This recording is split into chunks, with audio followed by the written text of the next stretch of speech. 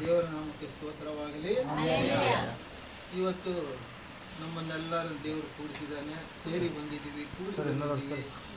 ನಾನಂತೂ ಬರೋಕ್ಕೆ ಆಗ್ತಿದ್ದಿಲ್ಲ, ಆಗಿಲ್ಲ. ಅದು ಭಾರತಿ ಅಂತ ಹೇಳಿದ ಮೇಲೆ ಹೆಂಗೆ ಇರಲಿ ನಾನು ಬರ್ತೀನಿ ಅಂತ ಹೇಳಿ ಮೋಟರ್ ಬೈಕ್ ನಲ್ಲಿ ಬರ್ಬೇಕು.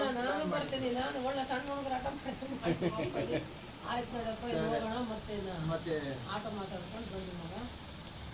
ನಾನು ಮೊದಲನೇದಾಗಿ ಹೇಳೋದೇನೆಂದ್ರೆ, ದೇವ್ರ ಮಕ್ಕಳಿಗೆ ಯೇಸು ಕ್ರಿಸ್ತನನ್ನ ನಂಬಿದ ಮಕ್ಕಳು ಒಂದು ಮಾತ್ರ ನಮ್ಮ ಜೀವನದಲ್ಲಿ ಮರೆತು ಹೋಗಬಾರದು. ನಮ್ಮ ವಿಶ್ವಾಸ ಏನಾಗಿರಬೇಕು? ಯೇಸು ಕ್ರಿಸ್ತನು ಪುನರುತ್ಥಾನನಾಗಿದ್ದಾನೆ. ಪುನರುತ್ಥಾನನಾಗಿದ್ದಾನೆ ಅಂದ್ರೆ ಸತ್ತು ಉಣಲ್ಪಟ್ಟು ಸಮಾಧಿ ಮಾಡಿ ತಿರುಗಿ 3ನೇ ದಿನ ಅವರು ಪುನರುತ್ಥಾನನಾಗಿದ್ದಾರೆ. ಪುನರುತ್ಥಾನ, ಪುನರ್ ಅಂದ್ರೆ ಮತ್ತೆ, ಉತ್ಥಾನ ಅಂದ್ರೆ ಜೀವದಿಂದ ಎದ್ದು ಬರುವುದು. ಹಲ್ಲೆಲೂಯಾ. ಆತ ಇವತ್ತು ಕೂಡ ಜೀವಿಸ್ತಾ ಇರುವಂತಹ ದೇವರು, ಜೀವಗಳ ತಂದೆ ಆಗಿದ್ದಾನೆ. ಇದನ್ನ ನಂಬಿದವರೇ ನಿಜವಾದ ಕ್ರೈಸ್ತರು. ಸುಮ್ಮನೆ ಏನೋ ನಂಬಿದೆ, ಅವರು ಕರ್ಕೊಂಡು ಬಂದ್ರು, ಏನೋ ಹೇಳಿದ್ರು, ಏನೋ ಮಾಡಿದ್ರು, ನೀರಲ್ಲಿ ಮುಳುಗಿಸಿದ್ರು, ಅದು ಅಲ್ಲ. ದೇವರ ಮಕ್ಕಳು ಯಾರಂದ್ರೆ ಯೇಸು ಕ್ರಿಸ್ತನನ್ನ ನಂಬಿದವರು. ಆತನ ರಕ್ಷಕನು, ನಮಗೆ ರಕ್ಷಣೆ ಕೊಡುವಂಥ ದೇವರು, ನಮ್ಮನ್ನ ಪರಲೋಕಕ್ಕೆ ಕರೆದೊಯ್ಯುವ ದೇವರು. ಆತ ಯಾರು ನಂಬ್ತಾರಂದ್ರೆ, ಆತ ಸತ್ತು ತಿರುಗಿ ಎದ್ದು ಬಂದಿದ್ದಾನಂತ ಯಾರು ನಂಬ್ತಾರೋ ಅವರೇ ನಿಜವಾದ ಕ್ರೈಸ್ತರು. ಹಾಗಾಗಿ ಇವತ್ತು ದೇವರು ಕೆಲವು ಮಾತುಗಳನ್ನು ನನ್ನ ಹೃದಯದಲ್ಲಿ ಕೊಟ್ಟಿದ್ದಾನೆ. ಪ್ರಸಂಗಿ 7ನೇ ಅಧ್ಯಾಯ 1, 2, 3 ವಚನಗಳು ಮಾತಾಡಿ ಮುಗಿಸ್ಬಿಡೋಣ ನಾವು. ಪ್ರಸಂಗಿ 7ನೇ ಅಧ್ಯಾಯ 1ನೇ ವಚನ. ಸುಗಂಧ ತೈಲಕ್ಕಿಂತ ಒಳ್ಳೆಯ ಹೆಸರು ಉತ್ತಮ.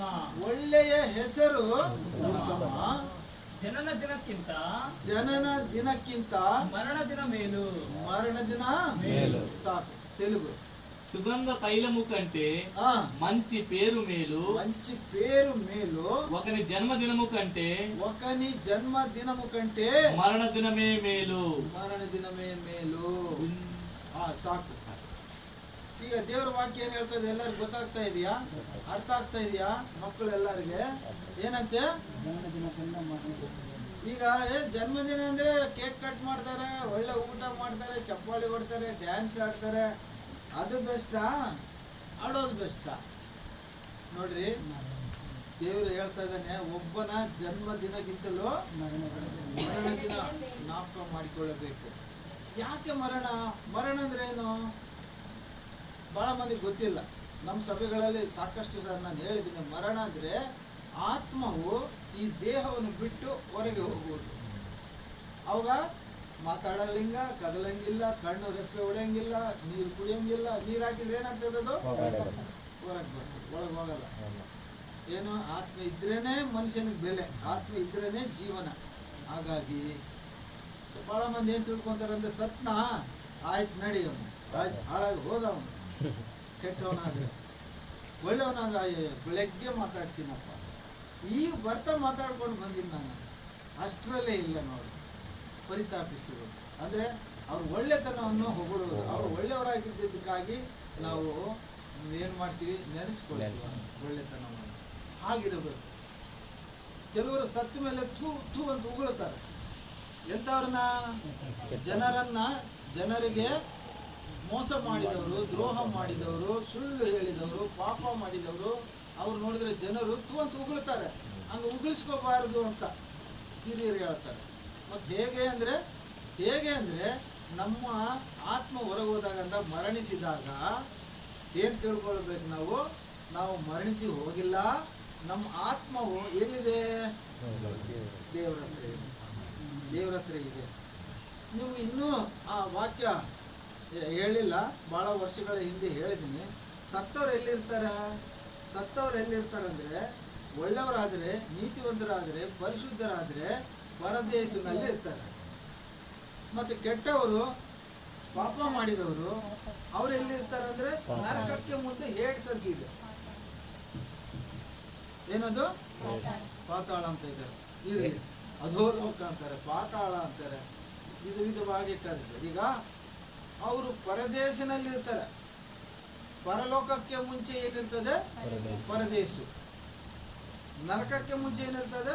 ಅದೊಂದು ಏಡ್ಸ್ ಅಂತ ಇದೆ, ಅಧೋಲೋಕದಲ್ಲಿ ಇರ್ತಾರೆ. ಇವರು ಅಲ್ಲಿ ಹಾಕಿರ್ತಾರೆ, ಡೈರೆಕ್ಟ್ ಅಲ್ಲಿಗೆ ಯಾಕೆ ಹೋಗ್ಬೇಕು ಅಂದ್ರೆ ನ್ಯಾಯ ತೀರ್ಪು ಆಗಿಲ್ಲ ಇನ್ನ. ನಾನು ಒಳ್ಳೆಯವನಂತ ನೀವು ಒಳ್ಳೆಯವ್ರಂತ ಹೇಳಿದ್ರೆ ಸಾಕಾಗಿಲ್ಲ, ದೇವ್ರು ಒಳ್ಳೆಯವನಂತ ಹೇಳ್ಬೇಕು. ಈಗ ಭಾರತೀಯನ ಒಳ್ಳೆಯವಳು ಅಂತ ನಾವು ಹೇಳಿದ್ವಿ, ಇದು ಸಾಕಾಗೋದಿಲ್ಲ, ದೇವ್ರು ಹೇಳ್ಬೇಕು. ದೇವ್ರು ಹೇಳ್ಬೇಕಂದ್ರೆ ಆಕೆಯ ಹೃದಯದಲ್ಲಿ ದೇವರಿದ್ದ, ಭಾರತೀಯ ಹೃದಯದಲ್ಲಿ ಏನಿದ್ದ? ದೇವರಿದ್ದ. ಹಾಗಾಗಿ ಆ ಮಗಳು ದೇವರನ್ನು ಅಷ್ಟು ಪ್ರೀತಿ ಮಾಡ್ತಿದ್ಲು, ಅಷ್ಟು ಪ್ರಾರ್ಥನೆ ಮಾಡ್ಕೊಳ್ತಿದ್ಲು. ನನ್ನಂತೂ ಆ ಲಾಸ್ಟ್ ನೋಡೋವರೆಗೆ ಅಯ್ಯವರೇ ಅಂತಾನೆ ಕರಿತಿದ್ಲು. ಅಯ್ಯವರೇ, ಅಷ್ಟು ಗೌರವದಿಂದ ಅಮ್ಮ ಕಲಿಸಿದ ಎಲ್ಲ ಮತ್ತು ಮರ್ಯಾದೆ ಆ ಮಗಳು ಪಾಲಿಸ್ಕೊಂಡೇ ಬಂದಳು. ಬಹಳ ಸಂತೋಷ ಆ ಮಗಳು ನೆನೆಸ್ಕೊಂಡಾಗೆಲ್ಲ ಕೂಡ. ಇವತ್ತು ಒಬ್ಬನ ಹುಟ್ಟು ದಿನಕ್ಕಿಂತಲೂ ಮರಣ ದಿನ, ಅಂದ್ರೆ ಇದು ಹುಟ್ಟುವಿಕೆ ಮತ್ತು ಮರಣದ ಬಗ್ಗೆ ನಾವು ಮಾತಾಡ್ತಾ ಇದ್ದೀವಿ. ಹಲ್ಲೆಲೂಯಾ. 139ನೇ ಕೀರ್ತನೆ 16ನೇ ವಚನ. 139వ కీర్తన 16వ వచనం. నేను పిండమునై ఉండగా నీ కన్నులు నన్ను చూచెను. నియమింపబడిన దినములలో ఒకటైనను కాక మునుపే నా దినములన్నీయు నీ గ్రంథములో లిఖితములాయెను. హల్లెలూయా. ಏನಂತೆ? ಚೆನ್ನಾಗಿ ಕೇಳಿಸ್ಕೊಳ್ಬೇಕು ಮಕ್ಕಳೇ, ಚೆನ್ನಾಗಿ ಕೇಳಿಸ್ಕೊಳ್ಬೇಕು. ತಾಯಿ ಗರ್ಭದಲ್ಲಿ ಈಗ ಹೆಣ್ಣು ಮಕ್ಕಳು ಗರ್ಭವತಿ ಆಗ್ತಾರಲ್ಲ, ಗರ್ಭವತಿ ಆಗಬೇಕು ಅಂದ್ರೆ ಒಳಗಡೆ ಪಿಂಡ ತಯಾರಾಗಬೇಕು. ಅಂಡ, ಪಿಂಡ, ಬ್ರಹ್ಮಾಂಡ ಕನೆಕ್ಷನ್ ನೋಡ್ರಿ ಹೆಂಗಿದೆ ದೇವ್ರು ಕೊಟ್ಟಿರೋದು. ಹಿರಿಯರು ಹೇಳ್ತಾರೆ ಅಂಡ, ಪಿಂಡ, ಬ್ರಹ್ಮಾಂಡ. ಅಂಡ ಅಂದ್ರೆ ಎಗ್, ತತ್ತಿ, ಮೊಟ್ಟೆ. ಅದು ತಿರುಗಿ ಒಂದು ದಿನ ಅದು ಏನಾಗ್ತದೆ? ಪಿಂಡವಾಗಿ ಮಾರ್ತದೆ, ಬದಲಾವಣೆ ಆಗ್ತದೆ. ಆ ಪಿಂಡ ಹೋಗಿ ಮಗುವಾಗಿ ಜನ್ಮ ತಾಳ್ತದೆ. ಅಂದ್ರೆ ದೇವರು ಏನ್ ಹೇಳ್ತಾ ಇದ್ದಾನೆ ಅಂದ್ರೆ, ತಾಯಿ ಗರ್ಭದಲ್ಲಿ ನೀನು ಬರೋದಕ್ಕೆ ಮುಂಚಿತವಾಗಿ ನಿನ್ನನ್ನು ನಾನು ಕಾಣ್ಲೇನು, ನನಗೆ ಗೊತ್ತು. ತಿಪ್ಪೇಸ್ವಾಮಿ ಯಾರು, ಜೋಸಫ್ ಯಾರು, ಆತ ತಾಯಿ ಗರ್ಭದಲ್ಲಿ ಬರೋದಕ್ಕೆ ಮುಂಚಿತವಾಗೇ ಏಸಪ್ಪನಿಗೆ ಗೊತ್ತು. ನೀವೆಲ್ಲರೂ ಅಷ್ಟೇ ಹೆಸರಾಗಿ ನಾವೆಲ್ಲರೂ ನಮ್ಮ ತಾಯಿ ಗರ್ಭದಲ್ಲಿ ನಾವು ಬರೋದಕ್ಕೆ ಮುಂಚಿತವಾಗಿ ನಮ್ಮನ್ನು ದೇವರು ಕಂಡಿದ್ದಾನಂತೆ. ಅಂದ್ರೇನು? ಇಲ್ಲಿ ದೇವರು ಹೇಳ್ತಾ ಇದ್ದಾನೆ, ದೇವರ ಹತ್ರ ಒಂದು ಪುಸ್ತಕ ಇದೆ. ಯಾಕೆಪ್ಪ? ಹಲ್ಲೆಲೂಯಾ.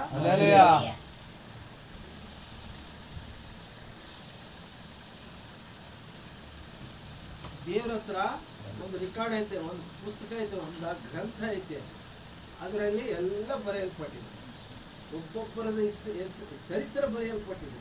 ಅಂದ್ರೆ ಯಾವತ್ತು ನಾವು ಯಾವ ತಾಯಿ ಗರ್ಭದಲ್ಲಿ ನಾವು ಮಗುವಾಗಿ ಜನ್ಮಿಸಿದ್ವು, ಯಾವ ದಿನ, ಯಾವ ಊರಲ್ಲಿ, ಯಾವ ವೇಳೆಯಲ್ಲಿ ನಾವು ಹುಟ್ಟುತ್ತೀವಿ, ಎಷ್ಟು ದಿನ ನಾವು ಬದುಕ್ತೀವಿ, ಎಷ್ಟು ಕಾಲ ನಾವು ಯಾವ ರೀತಿಯಲ್ಲಿ ಬದುಕಿ ಯಾವ ರೀತಿಯಲ್ಲಿ ನಾವು ಸಾಯ್ತೀವಿ, ಯಾವ ರೀತಿಯಲ್ಲಿ ನಮಗೆ ಮರಣ ಬರ್ತದೆ ಅಂತೇಳಿ ಆ ಪುಸ್ತಕದಲ್ಲಿ ಬರೆದು ಪತ್ರ ನಮ್ಮ ಕೈಯಲ್ಲಿ ಕೊಟ್ಟು ಕಳಿಸಿದ ಹಾಗೆ ನಾವು ಜನ್ಮ ಮಾಡಿ, ಜನ್ಮ ತಾಳಿ ನಾವು ಜೀವಿಸಿ ಹೋಗ್ಬಿಡ್ತೀವಿ ನಾವು. ಅದು ಮರಣ ಅಂತ. ಆದರೆ ಕ್ರೈಸ್ತ ನಂಬಿಕೆ ವಿಶ್ವಾಸದ ಪ್ರಕಾರ ಏನಂದ್ರೆ, ವಿಶ್ವಾಸ ಏನಾಗಿರ್ಬೇಕು? ನಾವು ಸತ್ಯವ ನಾವು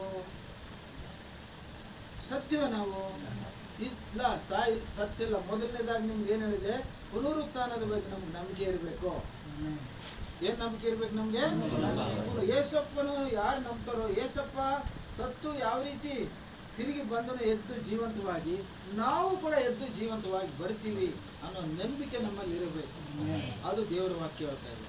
ಹಾಗಾಗಿ ಈ ಪುಸ್ತಕದಲ್ಲಿ ಈ 139ನೇ ವಚನ ಏನು ಹೇಳ್ತದಂದ್ರೆ, ಯಾರು ಯಾವಾಗ ಹೇಗೆ ಜನ್ಮ ತಾಳ್ತಾರೆ, ಹೇಗೆ ಮರಣಿಸ್ತಾರೆ.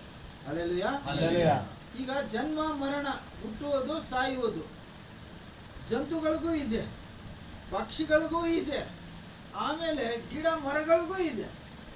ಈಗ ಒಂದು ಗಿಡ ಒಂದು ಮೊಳಕೆ ಒತ್ತುತ್ತಾ ಇದೆ, ಅದು ಬದುಕಿದ್ರೆ ಮತ್ತೆ ಮೇಲೆ ಬೆಳೀತದೆ, ಇಲ್ಲಾಂದ್ರೆ ಅದೇನಾಗ್ತದೆ, ಸತ್ತು ಹೋಗ್ತದೆ. ಒಂದು ಮೆಂತ್ಯ ಸೊಪ್ಪು ತಂದು ಇವತ್ತಿಡ್ರಿ, ನಾಳೆ ಹೆಂಗೆ ಹೇಗಿರ್ತದೆ ಅದು? ಅದು ಮೊಳಕೆ, ಅದು ಗಿಡ ಇರ್ತದೆ, ಇರೋದಿಲ್ಲ. ಅದ್ರ ಪ್ರಾಣ ಇದ್ರೆ ಇರ್ತದೆ, ಪ್ರಾಣ ಇಲ್ಲಾಂದ್ರೆ ಅದೇನಾಗ್ತದೆ, ಸತ್ತು ಹೋಗ್ತದೆ. ಒಂದು ಉದಾಹರಣೆ ನಾನು ಹೇಳಲಿಕ್ಕೆ ಇಷ್ಟಪಡ್ತೀನಿ. 12ನೇ ವಯಸ್ಸಿನಲ್ಲಿ ಭಾರತಿ ದೊಡ್ಡವಳಾದ್ಮೇಲೆ ಮತ್ತೆ ಹಳ್ಳಿ ಪ್ರಕಾರ ಕಾರ್ಯಕ್ರಮಗಳು ಅವು ಎಲ್ಲ ಇರ್ತಾವಲ್ಲ, ಆಗ ತಂದೆ ತಾಯಿನ ಕರೆ ಕಳಿಸಿ ನಮ್ಮ ಮಗಳು ನಮ್ಗೆ ಹೆಂಗೆ ಒಪ್ಪಿಸಿದ್ರು ಅದೇ ರೀತಿ ತಂದೆ ತಾಯಿಗೆ ನಾವು ಒಪ್ಪಿಸಿದ್ವಿ. ಮಗಳು ದೊಡ್ಡವಳಾಗಿದ್ದಾಳೆ. ಭಾರತಿ ನಮ್ಮ ಮನೇಲಿ ಇರುವಾಗ ಒಂದು ಗಿಡ ಇಷ್ಟಪಟ್ಟು ಒಂದು ಇದಿರ್ತದಲ್ಲ, ಏನದು, ಏನಂತಾರೆ ಅದನ್ನ, ಹೂಕುಂಡೆ ಅಂತಾರಲ್ಲ, ಅದರಲ್ಲಿ ಬೆಳೆಸಿದ್ಲು ಭಾರತಿ. ಒಂದು ಗಿಡ ಚೆನ್ನಾಗಿ ಬೆಳೆದಿತ್ತದು. ಭಾರತಿ ಈ ಕಡೆ ಬಂದ ಮೇಲೆ ಆ ಗಿಡ ಸತ್ತೋಯ್ತು. ಗಿಡಕ್ಕೆ ಜನ್ಮ ಇದೆ, ಮರಣ ಇದೆ. ಗಿಡಕ್ಕೇನಿದೆ, ಮರಣ ಇದೆ. ಇನ್ನೊಂದು ಮಾತು, ನಾವು 8 ತಿಂಗು ಗಿಡಗಳಿಟ್ಟಿದ್ವಿ. ನಾವು ಗಿಡ ಇಡೋ ಸಮಯಕ್ಕೆ ಒಬ್ಬ ಪಾಸ್ಟರ್ ಬಂದರು.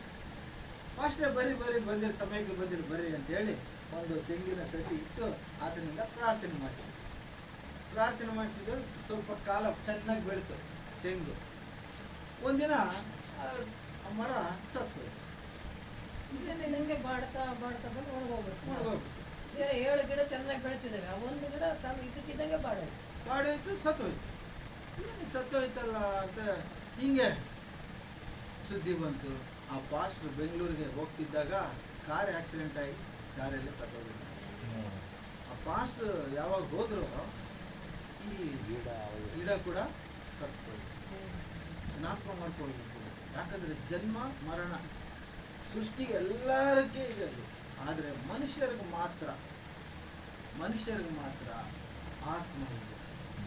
ಅಲ್ಲೆಲ್ಲೂಯಾ. ಮನುಷ್ಯರಿಗೆ ದೇವ್ರು ಏನ್ ಕೊಟ್ಟಿದ್ದಾನೆ? ಆತ್ಮ. ಒಂದು ಎಕ್ಸ್ಟ್ರಾ ಕೊಟ್ಟಿದ್ದಾನೆ ಸ್ವಾಮಿ.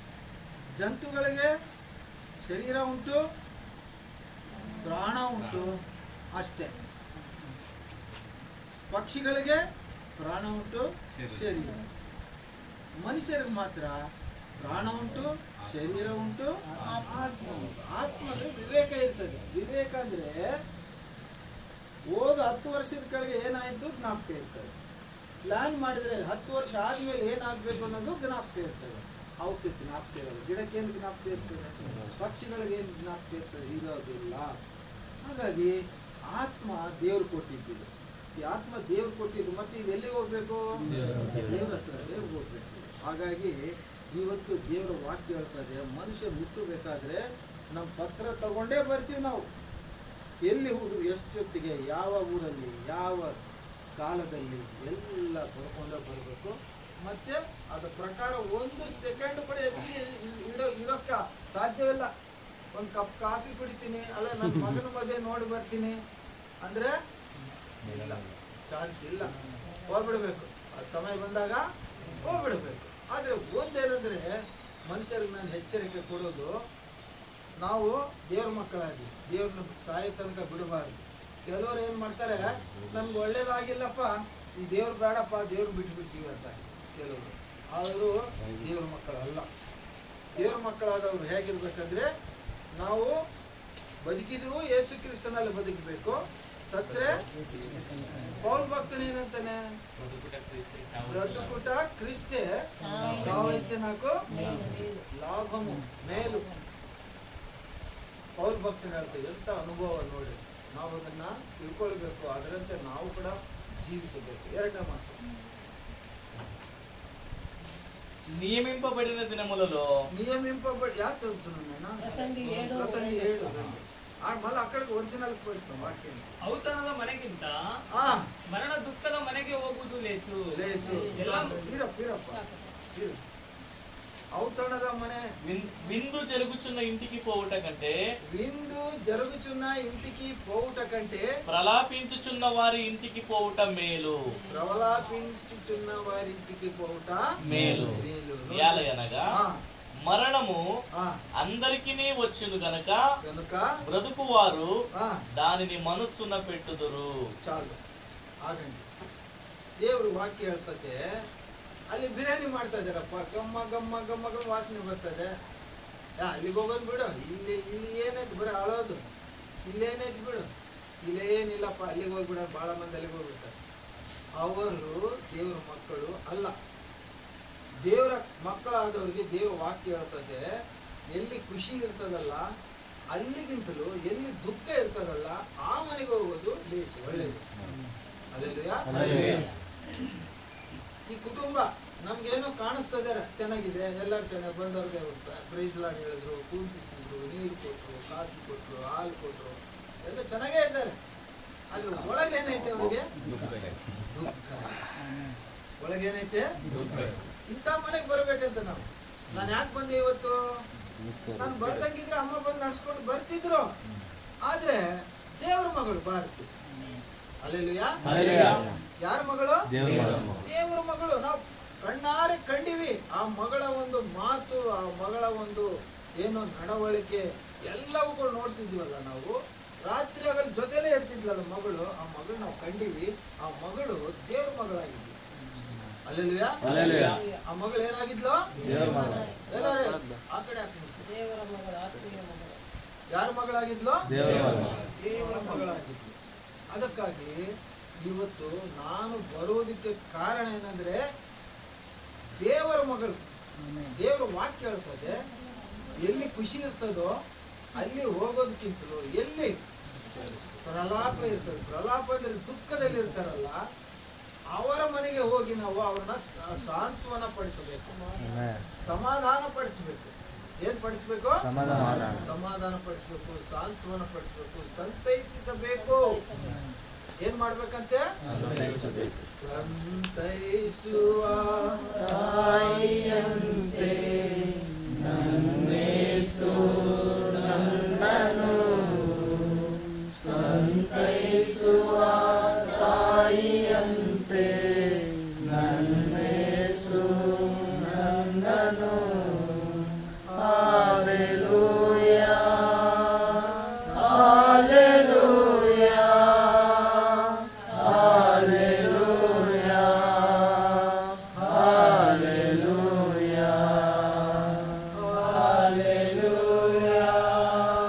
Hallelujah,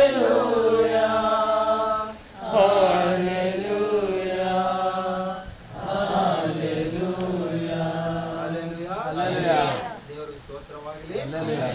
ಈಗ ಸಭೆಯಾಗಿ ನಾವು ಇನ್ನೂ ಕೆಲವರು ಬಹಳ ಮಂದಿ ಇದ್ದಾರೆ. ಏನು ಅವ್ರ ಮನೆಗಳಲ್ಲಿ ಒಳ್ಳೆ ಟಿವಿ ಪ್ರೋಗ್ರಾಮ್ ಬರ್ತದೆ, ಸೀರಿಯಲ್ ಬರ್ತದೆ, ಸಿನಿಮಾ ಬರ್ತದೆ, ಇಲ್ಲೇನು ಹೋಗೋದು ಬಿಡು, ಅಲ್ಲಿ ಹೋಗಿ ಕುಂತ ಆಯಾಗಿ ಮನೋರಂಜನೆ ಆಗ್ತದೆ, ಟೈಮ್ ಪಾಸ್ ಆಗ್ತದೆ, ಸಂತೋಷ ಸಿಗ್ತದೆ ಅಂತ ಅಲ್ಲಿ ಹೋಗಿಲ್ಲ. ನಿಮ್ಮಲ್ಲಿ ನೀವೆಲ್ಲರೂ ಕೂಡ ಇವತ್ತು ಈ ಮನೆಗೆ ಬಂದಿರಿ. ಯಾಕಂದ್ರೆ ಮಗಳು ಇಬ್ಬರು ಮಕ್ಕಳ ತಾಯಿ ಆದ್ಲು. ಆ ಮಗಳು ನಮ್ಮೆಲ್ಲರನ್ನಾಗಲಿ, ಕುಟುಂಬದವರನ್ನೆಲ್ಲರನ್ನಾಗಲಿ, ತಂದೆ ತಾಯಿನಾಗಲಿ, ಗಂಡನನ್ನು ಆಗಲಿ, ಇಬ್ಬರ ಮಕ್ಕಳನ್ನು ಆಗಲಿ ಆ ತಾಯಿ ಹೋಗಿದ್ದಾಳೆ. ಎಲ್ಲಿ ಹೋಗಿದ್ದಾಳೆ? ದೇವ್ರ ಹತ್ರ ಹೋಗಿದ್ದಾಳೆ. ದೇವ್ರ ಹತ್ರ ಹೋಗಿದ್ದಾಳೆ ಅಂದ್ರೆ, ದೇವ್ರ ಹತ್ರ ಎಲ್ಲಿ ಹೋಗಿದ್ದಾಳೆ ಅಂದ್ರೆ ಪರದೇಶನಲ್ಲಿದ್ದಾಳೆ. ಎಲ್ಲಿದ್ದಾಳೆ? ಪರದೇಶದ ಉನ್ನತಿ. ನಮ್ಮ ನಂಬಿಕೆ ಏನಾಗಿರ್ಬೇಕು? ಸತ್ತವರೆಲ್ಲರೂ ಕೂಡ ಸತ್ತ ಮೇಲೆ ಅಂದ್ರೆ ಮರಣ ಹೊಂದಿದ ಮೇಲೆ, ಅಂದ್ರೆ ನಮ್ಮ ಭಾಷೆಯಲ್ಲಿ ಹೇಳ್ಬೇಕಂದ್ರೆ ನಿದ್ರೆ ಹೊಂದಿದ ಮೇಲೆ ಆ ಆತ್ಮ ಎಲ್ಲಿರ್ತದಂದ್ರೆ ದೇವರ ಹತ್ತಿರ, ಪರಲೋಕಕ್ಕೆ ಹತ್ತಿರದಲ್ಲಿ ಪರದೇಶನಲ್ಲಿ ಇರ್ತಾರೆ. ಅಂದ್ರೆ ದೇವರು ಎರಡನೇ ಸಾರಿ ಬರುವಾಗ ನ್ಯಾಯ ತೀರ್ಪು ಜరుగుತ್ತದೆ. ಸಭೆ ಎತ್ತಲ್ಪಟ್ಟ ಮೇಲೆ ಆ ಸಮಯದಲ್ಲಿ ನಾವು ಎಷ್ಟು ಮಟ್ಟಿಗೆ ದೇವ್ರನ್ನ ಯೇಸು ಸ್ವಾಮಿ ನಂಬಿದೀವಿ, ನಂಬಿದೆಯಾ ಇಲ್ಲ? ನಂಬಿಲ್ಲ ಅಂದ್ರೆ ಪರದೇಶಕ್ಕೆ ಹೋಗಂಗಿಲ್ಲ. ದೇವ್ರು ನಂಬಿ ದೀಕ್ಷೆ ತಗೊಂಡು ವಿಶ್ವಾಸ, ಯೇಸು ಸ್ವಾಮಿ ಬಂದು ನನ್ನನ್ನು ಕರೆದುಕೊಂಡು ಹೋಗ್ತಾನೆ, ಮತ್ತೆ ಯೇಸು ಸ್ವಾಮಿ ಜೊತೆಯಲ್ಲಿ ಭೂಲೋಕಕ್ಕೆ ಬರ್ತೀವಿ. 1000 ವರ್ಷಗಳು ಯೇಸು ಸ್ವಾಮಿ ದೇವರ ರಾಜ್ಯ ಭೂಮಿ ಮೇಲೆ ಬಂದು ಆಳುವಾಗ ತನ್ನ ಜೊತೆ ನಾವು ಇರ್ತೀವಿ ಅನ್ನೋ ನಂಬಿಕೆ ಯಾರು ಇರ್ತದೋ ಅವರು ಪರದೇಶಕ್ಕೆ ಹೋಗ್ತಾರೆ. ಹಾಗಾಗಿ ಈ ಪರದೇಶಕ್ಕೆ ಹೋಗೋದಂದ್ರೆ ಹೆಂಗ? ಈಗ ಮೊನ್ನೆನೇ 7 ವಾಕ್ಯಗಳು ಹೇಳಿದ್ದೀನಿ ನೀವು. ಎಲ್ಲಿ? ಗುಡ್ ಫ್ರೈಡೆ ದಿನ. ಗುಡ್ ಫ್ರೈಡೆ ಯೇಸು ಸ್ವಾಮಿ ಜೊತೆಯಲ್ಲಿ 3 ಸಿಲ್ವೆಗಳು ಹಾಕಿದೆ. ಯೇಸು ಸ್ವಾಮಿ ಮಧ್ಯದಲ್ಲಿದ್ದ, ಎಡಭಾಗದಲ್ಲಿ ಒಬ್ಬನು, ಬಲಭಾಗದಲ್ಲಿ ಒಬ್ಬನು. ಏನಂದ? ಯೇಸು ಸ್ವಾಮಿ ನೀನು ದೇವರಾದ್ರೆ ನೀನು ರಕ್ಷಿಸ್ಕೊ, ಆಮೇಲೆ ದೇವರಾದ್ರೆ. ಇದಂತ ಮನುಷ್ಯ ನೀನು ದೇವ್ರಂತ ಹೇಳ್ಕೊಂತಾನೆ. ಎಂತ ಮನುಷ್ಯ ದೇವ್ರಂತ ಹೇಳ್ಕೊಂತಾನೆ. ನೀನ್ ದೇವ್ರ? ತನ್ನನ್ನೇ ತಾನು ರಕ್ಷಿಸಿಲ್ಲ, ರಕ್ಷಿಸ್ಕೊಂಡಿಲ್ಲ. ಇದೆಂತ ದೇವರಾಗ್ತಾನೆ? ಸಾಧ್ಯವಿಲ್ಲ. ಅವನು ನಂಬಿಕೆ ಆಗಿತ್ತು, ಆದ್ರೆ ಯೇಸು ಸ್ವಾಮಿ ಮೇಲೆ ಅವನಿಗೆ ನಂಬಿಕೆ ಇಲ್ಲ, ವಿಶ್ವಾಸ ಇಲ್ಲ. ಏನಂತ? ದೇವರು. ಈಗ ಈ ಕಡೆ ಇರೋವನು ಅವನು ಏನ್ ಹೇಳ್ತಾನೆ? ಸ್ವಾಮಿ ಮತ್ತೊಮ್ಮೆ ನೀನು ಬರುವ ಸಮಯದಲ್ಲಿ ನನ್ನನ್ನ ನೆನಪು ಮಾಡಿಕೊ. ಅವಾಗ ಯೇಸು ಸ್ವಾಮಿ ಏನ್ ಹೇಳ್ತಾನೆ? ಇವತ್ತೇ ನನ್ನ ಸಂಗಡ ಪರದೇಶಿನಲ್ಲಿ, ಇವತ್ತೇ ನೀನು ಸಂಗಡ ಪರದೇಶಿನಲ್ಲಿ ಇರುವಿ. ಪರದೇಶಕ್ಕೆ ಹೋಗ್ಬೇಕಂದ್ರೆ ಬಾಪ್ತಿಸಂ ಹೊಂದ್ಕೊಂಡಿರಬೇಕು, ರಕ್ಷಣೆ ಹೊಂದ್ಕೊಂಡಿರ್ಬೇಕು, ನಿತ್ಯ ಜೀವ ಹೊಂದ್ಕೊಂಡಿರ್ಬೇಕು, ಮಾರು ಮನಸ್ಸು ಹೊಂದ್ಕೊಂಡಿರ್ಬೇಕು. ಆದ್ರೆ ರಕ್ಷಣೆ ಕೊಡುವಾತನೇ ಏಸಪ್ಪನೇ ಹೇಳ್ತಾ ಇದ್ದಾನೆ, ಗ್ರಾಂಟೆಡ್ ಆಯ್ತು. ಅವ್ ನೀರೆಲ್ಲ ಮುಳುಗಿದಕ್ಕಂತ ಹೆಚ್ಚಾಯ್ತು ದೇವರ ಕೃಪೆ. ಪಶ್ಚಾತ್ತಾಪ ಪಟ್ಟ ಅವನು. ಏನ್ ಪಟ್ಟ? ನಿಜವಾದ ದೇವರು ಯೇಸು ಕ್ರಿಸ್ತನಂತ ಅವನು ಕಣ್ಣಾರ ನೋಡಿದ. ಅಷ್ಟು ಒದ್ದರು, ಚಾಟಿಂದ ಹೊಡಿದರು, ಕಾಲಿಂದ ಒದ್ದರು, ಉಗುಳಿದರು, ಬೈದರು, ಬುದ್ಧಿದರು, ಏನೆಲ್ಲ ಮಾಡಿದ್ರು ಕೂಡ